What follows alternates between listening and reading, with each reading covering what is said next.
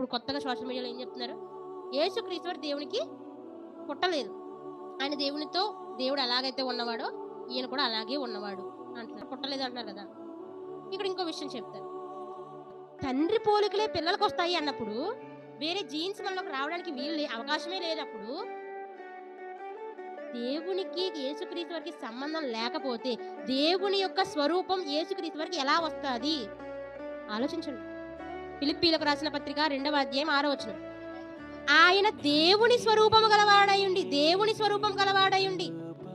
చూడండి, ఆయన దేవుని స్వరూపము కలిగిన వాడయుండి, దేవుని స్వరూపం ఆయనకి ఎలా వచ్చింది? దేవుడి నుండే వచ్చింది. ఇంత చిన్న లాజిక్ ఎలా మిస్ అయిపోయారు చెప్పండి. ఈయన కనుక దేవునికి యేసుక్రీస్తుకి సంబంధం లేదు, ఇద్దరికి పుట్టుకలు లేవు అనుకుంటే ఇద్దరి రూపాలు వేరుగా ఉండాలి కానీ ఒక్కటిగా ఉంది అంటే అర్థం ఏంటి? వారిద్దరికి సంబంధం ఉంది.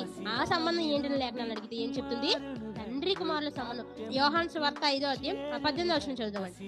ఆయనే నా సొంత తండ్రి, పరలోకమైన భూమి అయినా ఎక్కడైనా ఆయన మాత్రమే నా సొంత తండ్రి అని చెప్పుకుంటాడు.